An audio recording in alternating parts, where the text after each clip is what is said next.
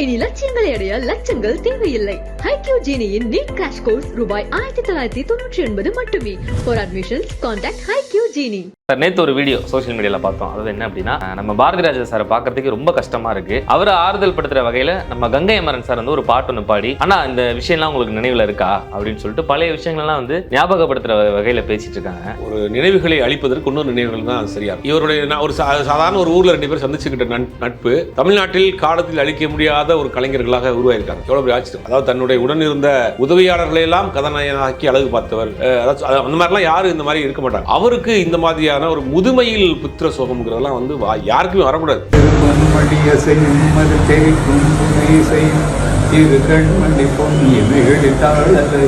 பாரதிராஜா இளையராஜா பாத்தீங்கன்னா 1000 முரண்பாடுகள் அவர்கள் இருந்தாலும் பவதாரணி இறந்ததுக்கு அங்க போறாரு. ஏன்னா பவதாரணி எல்லாம் இவர் தூக்கி வளர்த்த குழந்தை, தன் வீட்டுல ஒரு குழந்தை மாதிரி தான் நினைக்கும். மனோஜ் வந்து என்ன சொல்றாரு, ராஜா அப்பா சொல்றாரு. அப்ப தன்னுடைய நண்பனுடைய மகன் தன் மகன் மாதிரி, நண்பனுடைய தம்பி தன் தம்பி மாதிரி, அவங்க அம்மா நமக்கு அம்மா மாதிரி ஒரு குடும்பமா இருந்திருக்காங்க. ஜாதி மதங்கள்லாம் தாண்டி கலை அவர்களை ஒண்ணு சேர்த்து ஒரே குடும்பமாக அடிமட்டத்திலிருந்து உழைத்து எந்திரிச்சு நீங்க மேல உயர்த்துட்டு இருக்காங்க. புள்ள ஜெனரேஷன் புரிஞ்சுக்கணும். அன்னைக்கு ஜி கே வெங்கடேஷ் ஒரு இளையராஜாவுக்கு ஒரு குருநாதரா கிடைச்சாரு. அவர் மூலியமா தான் பாரதிராஜா வந்து புட்டினா அவுட் சேர்றாரு. இவங்க எல்லாத்துக்கும் ஒவ்வொருத்தருக்கு ஒருத்தர் ஆரம்ப காலத்துல ஒருத்தர் கை கொடுத்துட்டாங்க. அப்படி ஒரு நட்புலாம் இன்னைக்கு இந்த ஜெனரேஷனுக்கு அமையுமாங்கிறது தெரியல. உயிர் உள்வசம் உடலின் வசப்பயிரானது நினைவு. இது 10 நிமிஷம் எழுதி கொடுத்தாங்க அவருக்காக.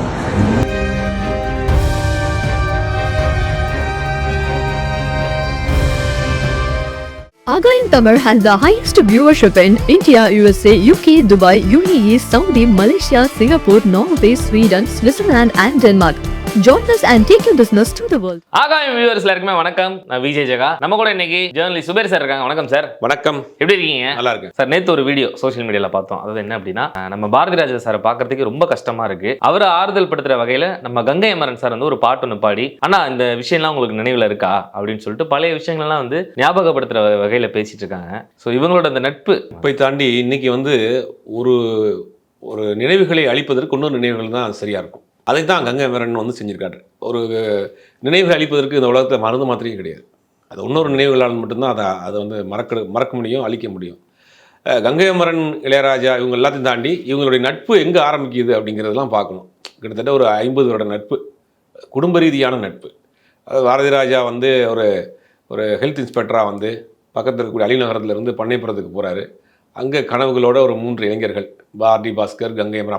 அப்போ ஆர்டி பாஸ்கர், அப்போ வந்து கங்கை அமரன் கிடையாது, இளையராஜா கிடையாது. அப்போ வந்து இளையராஜா ராசையா, இவர் வந்து அமர் சிங், இவர் வந்து பாஸ்கர். இவங்க 3 பேரும் வந்து அங்கே சினிமா கனவுகளோட சினிமா கனவுலாம் கிடையாது. அவங்க வந்து ஒரு மேடை கச்சேரிகளில் பாடல் வரதராஜன் வந்து அங்கே இருக்கக்கூடிய கம்யூனிஸ்ட் இயக்கங்களில் கம்யூனிஸ்ட் பாடல்கள் பாடக்கூடியவங்க இவங்க ஒரு ட்ரூப்பாக இருக்கிறாங்க. இப்போ அந்த ஆட்கள் வந்து அங்கே பண்ணைப்புறத்தில் இருக்கிறாங்க. இவர் அந்த ஊருக்கு ஒரு மருத்துவ அதிகாரியாக ஹெல்த் இன்ஸ்பெக்டராக போகிறார் பாரதி ராஜா.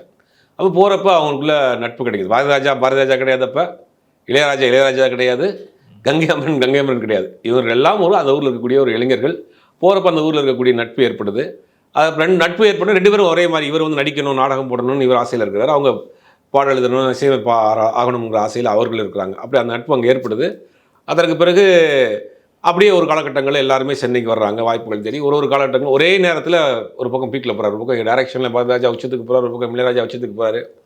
அப்போ என்னென்னா, அந்த குடும்ப ரீதியாக உறவுகள் ஒரே வீட்டில், அதாவது இளையராஜாவுடைய அம்மா சமையல் பண்ணி எல்லாரும் இவங்க சாப்பிட்டுட்டு இருக்கிறாங்க. அதற்கு பிறகு இவங்க வீட்டில் இவங்க அம்மாவை கூப்பிட்டு வந்த பிறகு இந்த ஆட்கள் எல்லாருமே இங்கே சாப்பிட்டு வந்துருக்காங்க. அதை குடும்ப ரீதியாகவே ஒன்றா இருந்துருக்காங்க. அதாவது எப்படி ஒரு நட்பு பாருங்கள். அந்த காலத்தில் ஒரே காலகட்டங்களில் ஒரே வேலண்டில் சேரப்பட்ட நண்பர்கள் ஒரே காலகட்டங்களில் சினிமாவில் உச்சத்திற்கு போயிருக்காங்க.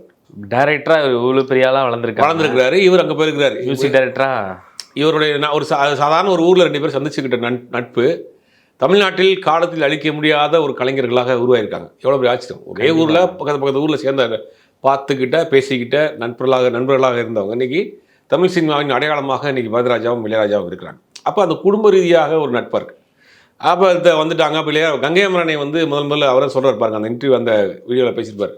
நீங்கள் தான் முதல்ல நீ பாடல் எழுத சொன்னீங்க, போய் தைரியமாக எழுதிட்டு வாங்க. அப்போ என்னென்னா, அண்ணா நீங்கள் எனக்கு பாடல் எழுத சொன்னீங்கல்ல பாம்குள ஹோட்டலில், நான் எழுதி வந்து காமிச்சேன் பார்த்தீங்களா, நீங்கள் இப்போ கேட்க கூட நல்லா இருக்கு, எப்போ ரெக்கார்ட் பண்ணுறேன்னு சொல்லிட்டீங்க. அதாவது தன்னுடைய நண்பர்களுடைய தம்பி தனக்கு தம்பியாவது பார்க்குறாரு. அப்படி எப்படியாவது அவனை உருவாக்கிடணும், ஒரு பாடலாசிரியர் உருவாக்கிடணும், நம்மளை வந்து கை பிடிச்சி மேலே தூக்கிடணும். எந்த ஒரு இது இருக்குது, அந்த மாதிரியான ஒரு நட்பில் இருந்திருக்காங்க. அப்போ அதான் சொல்கிறேன், அந்த மாதிரிலாம் நீங்கள் எழுதிட்டு வந்தேன், அப்படின்னு அந்த பாட்டெல்லாம் பாடி காட்டுறாரு. சிறு பொன்மணியா செய்யும் பாட்டெல்லாம் பார்த்தீங்களா அப்படின்னு ராஜா வந்து பாரதிராஜா அவர்கள் வந்து ஒரு மாதிரி நினைவுகள் திரும்பி திரும்பி வருது அவருக்கு. அந்த வீடியோவில் பார்க்குறது ரொம்ப மனசு வருத்தமான ஒரு விஷயமா இருக்குது. அதாவது தமிழ் சினிமாவில் பல பேரை உருவாக்கியவர். அதாவது தன்னுடைய உடன் இருந்த உதவியாளர்களையெல்லாம் கதாநாயகனாக்கி அழகு பார்த்தவர். அதாவது அந்த மாதிரிலாம் யாரும் இந்த மாதிரி இருக்க மாட்டாங்க. அதாவது ஒரு புதுசாக ஒருத்தவன் படம் பண்ணிட்டான், சக்ஸஸ் பண்ணிட்டான் ஒரு டேரக்டரு, அவன் வந்து ஒரு நல்ல ஒரு படைப்பை கொடுத்துட்டான் அப்படின்னா தேடி போய் அவனை பாராட்டுறது, கொண்டாடுறது, அதான் பாரதிராஜா வந்து செய்வார். நமக்கு போட்டி நினைக்க மாட்டார். நமக்கு நம்மளை விட அவன் வந்து இன்னொரு திறமைசாலியாக இருக்கா அப்படின்னு அதை பாராட்டுகிற பண்பு, தன் கூட இருக்கிற ஆட்களை ஹீரோ ஆக்கி அழகு பார்க்குற பண்பு, கூட இருக்கிற டைரக்டர் ஆக்குறது, இந்த மாதிரியான ஒரு நல்ல சிறந்த மனிதர், நல்ல இயக்குனராக நல்ல சிறந்த மனிதர், நல்ல பண்பு உள்ள மனிதர். அவருக்கு இந்த மாதிரியான ஒரு முதுமையில் புத்திர சோகம்ங்கிறதெல்லாம் வந்து யாருக்குமே வரக்கூடாது. 70 வயசுக்கு மேலே ஆக போது அவருடைய உடல்நிலையை மோசமான நிலைமையில் இன்றைக்கி மனோஜினுடைய மரணம் அப்படிங்கிறது வந்து அவரால் வந்து இன்னும் எப்படி அதை மீண்டெழுந்து வரப்போகிறாருன்னு தெரியல. உண்மையிலேயே மிகப்பெரிய விஷயம். அந்த மாதிரியான ஒரு சுச்சுவேஷன்லாம் கங்கை அமரன் வந்து அவரை போய் அதை டைவெர்ட் பண்ணுறதுக்கு, அந்த நினைவுகள்லேருந்து அவரை மீட்டெடுக்கிறதுக்காக டைவெர்ட் பண்ணுறதுக்காக போய் பல விஷயங்கள் சொல்கிறார். ஆனால் பல விஷயங்கள் சொன்னாலும் அவருடைய சிந்தனைகள் எல்லாமே தன்னுடைய பையனை நோக்கி தான் இருக்குது. நம்ம அந்த வீடியோ பார்க்குறப்ப தெரியுது. ஆமாம் சார், பையனை நோக்கியே தான் ஏதோ வேற ஒரு சிந்தனையிலேயே இருக்கிறாரு. அப்பப்போ வந்து இவருக்கு பேசுறதுக்கு ஆன்சர் பண்ணுறாரு. அந்த மாதிரியான ஒரு காட்சியை பார்க்குறப்ப எவ்வளோ ஒரு கம்பீரமான ஒரு டேரக்டர். ஷூட்டிங் ஸ்பாட்டில் அப்படியே அவர் நடித்து காமிக்கிற அந்த காட்சிகளாக இருக்கட்டும். டேரக்டர்னாலே சினிமாவுக்கு ஒரு தமிழ் சினிமாவில் டேரக்டர்னா பாரதிராஜா தான். ஆமாம், அவருடைய பேரே டேரக்டர் தான். பாரதிராஜான்னு சொல்கிறேன். எங்கே போகிறீங்க அப்படின்னு டேரக்டர் ஆஃபீஸ்க்கு போகிறேன், டேரக்டர் படத்தில் நடிக்கிறேன், டேரக்டரை பார்க்க போகிறோம் அப்படின்னா அந்த மாதிரியான ஒரு கெத்தாக இருப்பார். அவருடைய நடை, டிஷர்ட்டாக இருக்கட்டும், பேண்ட் ஷர்ட்டாக இருக்கட்டும், கையில் ஒரு 555 சிகரெட் வச்சுருப்பார். அப்படி அந்த வர்ற அந்த இடமே வந்து அவருடைய ஆக்கிரமிப்பில் இருக்கும். அப்படி பிரம்மாண்டமாக பார்த்த ஒரு மனிதர் இன்றைக்கி அப்படியே கூனி குறுகி உடஞ்சி போய் அப்படியே வந்து என்ன செய்யறதுன்னு தெரியாமல் உட்காந்துருக்கப்ப அதான் நட்புங்கிறது. அந்த கடைசி நேரத்தில் வந்து அவர் ஆறுதல் படுத்தக்கூடிய அந்த கங்கை அம்மனுடைய அந்த பேச்சு உண்மையிலேயே ஒரு நல்ல ஒரு நட்புக்கு இலக்கணமாக இருக்குன்னு நான் பார்க்குறேன். சார், இப்போ பழைய விஷயங்களை மறக்கிறாரோ நம்ம பாரதிராஜா சார் அப்படின்னு சொல்லி நம்ம அந்த வீடியோலாம் பார்க்குறப்ப தான் தெரியுது. நினைவுகள் அப்படி பழைய நினைவுகள் போய் வருது. இவர் அந்த நினைவுகளை ஞாபகப்படுத்துறாரு. நீங்கள் பம் கிரவுண்டரில் எழுதுனேன், அங்கே வந்து பார்த்தோம்ல, இங்கே பார்த்தோம்னா அந்த நினைவுகளை ஞாபகப்படுத்தி அவரை தேர்த்தி கொண்டு வர்றதுக்கு ஏதாவது பண்ண முடியுமா அப்படின்னு பார்க்குறேன். அதாவது தடுக்கி விழுகிறப்ப தாங்கி பிடிக்கிறவன் தான் உண்மையான தோழமை, நட்பு, உறவு எல்லாமே. பட் இவங்களுக்குள்ள அந்த உறவு இருக்கு இல்லையா? இவங்க 2 பேரும் அன்றைக்கி பாரதிராஜா அவர்கள் சார் கூட ஒரு இன்டர்வியூ சொல்லியிருப்பார். வெங்கை அம்மன் தான் எங்களுக்குலாம் சமையல் பண்ணுவான், சின்ன பையன் தான் இருக்கிறதுலையே சமையல் பண்ணுவான், தாளிக்காமையே சாம்பார் வைப்பான், புளி இல்லாமையே ரசம் வைப்பான்னு சொன்னார். இந்த மாதிரிலாம் சமையல் பண்ணுவான். அந்த மாதிரி வறுமையில் வந்து ஒன்றாக அதை வந்து சந்தோஷமாக கழித்தவர். வறுமையை ஒன்றாக சந்தோஷமாக கழித்துட்டு அதுக்கு பிறகு ஒரு உச்சத்துக்கு அதே ஆட்கள் மிகப்பெரிய உச்சத்தையும் பார்த்தவங்க இன்றைக்கி ஒரு மாதிரியான ஒரு சுச்சுவேஷனில் உட்காந்துருக்கிறப்ப அந்த நினைவுகளை அவங்க அசை போட்டு பார்க்குறது, அந்த நினைவுலேருந்து அவர்களை மீட்டெடுக்கிறதுங்கிறது வந்து அவர்களால் மட்டும் தான் முடியும். இதுக்கு எந்த மாத்திரையும் மருந்தும் கிடையாது. கண்டிப்பாக சார். இப்போ இருக்கிற ஜென்ரேஷனில் அந்த மாதிரி ஒரு டீமாக வந்து பெருசாக சேர்ந்து வளர்றாங்களா அப்படின்றது இல்லை. இப்போ நம்ம இந்த மெயினாக இந்த இன்டர்வியூ பேசுகிறதே அதுதான். அன்றைக்கி இல்லை சினிமாவில் ஜாதி மதங்கள் கிடையாது. அது முதல்ல புரிஞ்சுக்கணும். ஒருவருக்கு ஒருவர் ஒரு உதவிகளாக இருந்தாங்க. கை தூக்கி விடுறாரு. ஒரு நண்பன் டேரக்டர் ஆகிட்டோன்னா அடுத்த கூட இருக்க நண்பனை தூக்கி விடுறது. இன்றைக்கி உள்ள ஜெனரேஷனுக்கு அந்த மாதிரியான ஒரு இதே இல்லாமல் போயிடுச்சு. ஒரு உணர்வுகளே இல்லாமல் போயிடுச்சு. பாரதிராஜா, இளையராஜா பார்த்தீங்கன்னா 1000 முரண்பாடுகள் அவர்கள் இருந்தாலும் பவதாரணி இறந்ததுக்கு அங்கே போகிறார். ஏன்னா பவதாரணியெல்லாம் இவர் தூக்கி வளர்த்த குழந்தை, தன் வீட்டில் ஒரு குழந்தை மாதிரி தான் நினைக்குது. மனோஜ் வந்து என்ன சொல்கிறார், ராஜாப்பான்னு தான் சொல்கிறார். அப்போ தன்னுடைய நண்பனுடைய மகன் தன் மகன் மாதிரி, நண்பனுடைய தம்பி தன் தம்பி மாதிரி, அவங்க அம்மா நமக்கு அம்மா மாதிரி ஒரு குடும்பமாக இருந்துருக்குறாங்க. ஜாதி மதங்கள்லாம் தாண்டி கலை அவர்களை ஒன்று சேர்த்து ஒரே குடும்பமாக அடிமட்டத்திலிருந்து உழைத்து எந்திரிச்சு நீங்கள் மேலே உயர்த்துக்கு போயிருக்காங்க. இப்போ உள்ள ஜெனரேஷன் இதை புரிஞ்சுக்கணும். நீங்கள் என்ன தான் காசு பணம் ஓடிட்டே இருக்கணும், நம்ம வாழ்க்கையை வாழ மாட்டேங்கிறோம். அதாவது ஜெயிக்காதவனை சொல்லுவானுங்க, உனக்கு பிழைக்க தெரியலன்னு. பிழைக்க தெரியல, பட் அவனால் வாழ தெரியாதுன்னு சொல்லாதீங்க. அவன் நிம்மதியான வாழ்க்கை வாழ்ந்துட்டு இருக்கான். என்ன நடக்குது இந்த இன்னைக்கு? கமிட்மெண்ட் இஎம்ஐ போட்டு வீடு வாங்கி, இஎம்ஐ போட்டு கார் வாங்கிருக்கீங்க. அந்த இஎம்ஐ அடைக்கிறதுக்கு நீ வந்து இவன் வாழ்கிற வாழ்க்கை இழந்துறான். ஆனால் அந்த நட்பு பாருங்க, நம்மளுக்கு அப்படி இருக்கு அமைமான்னு தெரியல. விழுகிற போது தாங்கி பிடிக்கக்கூடிய, ஆறுதல் சொல்லக்கூடிய, தூக்கி நிறுத்தக்கூடிய நட்பு கிடைக்குமாங்கன்னு தெரியல.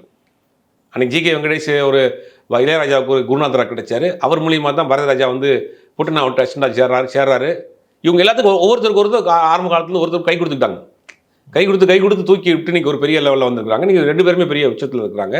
இன்றைக்குள்ள ஜெனரேஷன் புரிஞ்சுக்கணும். நீங்கள் அந்த உணர்வுகளே இல்லாமல் ஒரு தலைமுறை உருவாகிட்டு இருக்கு. அது உண்மையில் வருத்தத்திற்குரிய விஷயம். நட்புங்கன்னா எனக்கு தெரியல.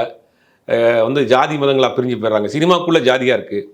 பாரதிராஜா அன்றைக்கி எந்த இதுலையும் ஜாதி பார்க்கல, இளையராஜா ஜாதி பார்க்கல, யாரும் மதம் பார்க்கல, கலை மட்டும்தான் அவங்களுக்கு. வாழ்க்கையில் ஜெயிக்கணும், வெற்றி பெறணுங்கிற ஒரே நோக்கத்தோடு தான் இருந்தார். பாரதிராஜா வந்து ஒரு சமூகத்தை சேர்ந்து வந்தால் கூட வேதமுதி படத்தில் ஒரு டைலாக் வச்சுருப்பார். அதாவது சத்யராஜ் வந்து ஒரு பிராமின் ஒரு பையனை வந்து தோளில் வச்சு தூக்கிட்டு ஒரு ஆத்தங்கரில், அப்போ அவங்க பேர் என்ன அப்படின்னு அந்த பையன் கேட்பான். அது சத்யராஜ் சொல்லுவார், பாலுத்தேவர். பாலுத்தேவர்னு சொல்கிறீங்களே, பாலுங்கிறது அப்பா அம்மா வச்ச பேர், தேவருன்னு நீங்கள் படித்து வாங்கின பட்டமானு ஒரு டைலாக் வச்சுருப்பார். அப்போ என்னன்னா ஆத்தங்கரில் வந்து இறக்கி விட்டோன்னே அந்த பையன் சொல்லுவான், நான் ஆத்தங்கரில் இந்த மேலே ஏறி வந்துட்டேன், நீங்கள் ஒன்றும் ஆற்றுக்குள்ளேயே இருக்கிறீங்க அப்படின்னு டைலாக் வச்சுருப்பான். அந்த டைலாக்லாம் வந்து அன்றைக்கி பயங்கர பிரபலியமான ஒரு டைலாக். ஏன்னா ஜாதி மதத்துக்கு எதிராக புரட்சிகளை செஞ்சவர் பாரதிராஜா. அழகிய உதவியில் ஒரு படம் பண்ணுறார். அந்த படத்தில் என்ன பண்ணால், கிளைமேக்ஸ் காட்சியில் ஒரு ஹீரோ வந்து ஒரு பிராமின் பையனாகவும் ஒரு ஹீரோயின் வந்து கிறிஸ்தவ பெண்ணாகவும் இருக்கும். பட் ரெண்டு பேரும் காதலிச்சு போகிறப்ப கிளைமேக்ஸில் என்னன்னா, இந்த மதம் தானே எங்களுக்கு தடையாக இருக்குது அப்படியே சிலுவையும் அந்த பூநூலையும் தூக்கி தெரிவாங்க, ஃப்ரீஸ் பண்ணி அதோட படம் முடியும். இதெல்லாம் எவ்வளோ பெரிய புரட்சி அந்த காலத்தில். அந்த காலத்தில் படத்தை ரிலீஸ் பண்ண முடியாமல் பெரிய தடங்கள்லாம் நடந்துச்சு.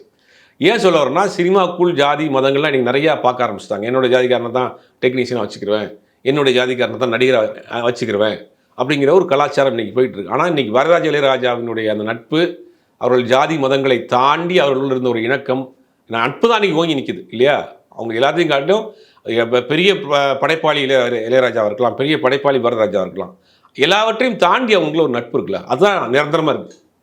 இசையமைப்பாளர் இளையராஜா, இசையமைப்பாளர் கங்கை அமரன், இயக்குனர் வரதராஜாவை தாண்டி நண்பர்கள் தான் அவங்க அங்கே நிற்கிறாங்க கடைசியில். கண்டிப்பாக அப்படி ஒரு நட்புலாம் இன்றைக்கி இந்த ஜெனரேஷனுக்கு அமையுமாங்கிறது தெரியல. உடனே அதை பார்க்குறப்ப அந்த வீடியோ பற்றி பேசணும் அப்படிங்கிறத நம்ம பேசிட்டு இருக்கோம். சார், முக்கியமாக வந்து நம்மளுடைய மண் சார்ந்த விஷயங்களை படமாக்கியவர் அப்படின்ற இந்த பேர் வந்து எப்போவுமே இன்னும் எத்தனை வருஷம் ஆனாலும் ஃபஸ்ட்டு சொல்லணும் அப்படின்னா நம்ம பாரதிராஜா சார் தான் சொல்லுவோம். ஸோ அவர் ஸ்டார்டிங்லேருந்தே ஓகே நம்மளோட பார்ட்டே தான் சினிமாவில் அப்படின்னு அவர் ட்ராவல் பண்ண ஆரம்பிச்சார். இல்லை, மண் சார்ந்த விஷயங்களை காட்டிலையும் உணர்வு சார்ந்த விஷயங்கள் படம் பாரதிராஜா. அதான் மனித உணர்வுகளை அப்படியே தொட்டு எடுக்கக்கூடிய விஷயங்கள் படம் பண்ணார். முதல் மரியாதைன்னு ஒரு படம் பண்ணியிருப்பார். அந்த காட்சிகள் இன்றைக்கி பார்க்குற நமக்கு அப்படி சிலிருக்கும். அதாவது ஒரு பெண் வந்து தன்னை விட வயதான ஒரு ஆணை வந்து ஒருதலையாக காதலிக்கிறார். பட் அவனை காதலித்தது மட்டும் இல்லாமல் அந்த குடும்பத்தையும் சேர்த்து அந்த பெண் காதலிக்கிறார். தான் விரும்பின ஒரு ஆணினுடைய மனைவியை ஒருத்தன் தப்பாக பேசுகிறான் அப்படிங்கிறதுக்காக அந்த பொண்ணு கொலை பண்ணி ஜெயிலுக்கு போகிறான். இது எவ்வளோ பெரிய இந்த காதல் இருக்கு இல்லையா, அது ரொம்ப ஒரு புனிதமான காதல். அது அந்த கொலை பண்ணிட்டு போகிறா. பட் இவருக்கு தெரிஞ்சிருது, தன்னுடைய மனைவியினுடைய மானத்தை காப்பாற்றுறதுக்காக, தன்னை நேசித்ததற்காக தன் வாழ்க்கையை இழந்துட்டு ஒரு பெண்ணு ஜெயிலுக்கு போயிட்டு வர்றா. அவள் வர்ற வரைக்கும் தான் உயிரை கையில் பிடிச்சி வச்சிருக்கணும்னு நினைப்பேன். அந்த ராதாவுடைய கேரக்டர் அந்த பூமியில் அந்த கால் எடுத்து வைக்கும். ஜெயிலேருந்து வந்தோடனே வந்து அவரை பார்த்த பிறகு தான் அந்த உயிர் போகும். அந்த மாதிரி உணர்வுகளை அந்த முதல் மரியாதை படம் பார்க்குறப்பெல்லாம் ஒரு உணர்வுகளை எப்படி தட்டி எழுப்புற மாதிரி இருக்கும். அந்த மாதிரி மண் சார்ந்த படங்கள் காட்டிலும் உணர்வுகள் சார்ந்த படம் பண்ணக்கூடிய படம் அவர்கிட்ட வந்து பெருசாக ஆபாசமாக விரசமாக இருக்காது. புரட்சிகள் பண்ண படம், வேதமுதி மாதிரி படங்கள், அழகில் ஓய்வுதலை மாதிரி படங்கள். அவர் சமூக அக்கறை இருந்துச்சு. ஒரு இயக்குனராக மட்டும் இல்லாமல் சமூக அக்கறை, சமூக பொறுப்பு, கடமை இருந்துச்சு. உணர்வுகளை தட்டி இழுக்கக்கூடிய படங்கள் பண்ணாங்க. இன்றைக்கி இருக்கிற இயக்குனர்கள் அதான் நீங்கள் பார்க்கணும். அந்த மாதிரியான இன்றைக்கி மேக்கிங்கில் நம்ம டிஃப்ரெண்ட்டாக பண்ணுறோம். டெக்னாலஜிஸ் வளர்ந்துருச்சு. உணர்வுகள் இருக்கா படங்கள்லாம் இல்லை. அதை இவங்க வந்து திருப்பி இந்த மாதிரியான ஒரு பெரும் இயக்குனர்கள், நம்ம ஹாலிவுட் படம் பார்க்குறோம், வந்து ஈரானி படம் பார்க்குறோம், ஸ்பானிஷ் படம் பார்க்குறது காட்டிலும் இவங்களுடைய படங்களையும் பார்க்கணும். பார்த்தா தான் அந்த உணர்வுகள் எப்படி நம்மளை வந்து கனெக்ட் பண்ணியிருக்கு அப்படிங்கிற விஷயம் தெரியும். கண்டிப்பாக சார். ஸோ இந்த ஜென்ரேஷனுக்கு ஒரு தேவையான விஷயமும் இன்றைக்கி நிறையா சொல்லியிருக்கீங்க சார் இவங்களோட ஃப்ரெண்ட்ஷிப் மூலயமா. Thank you so much sir.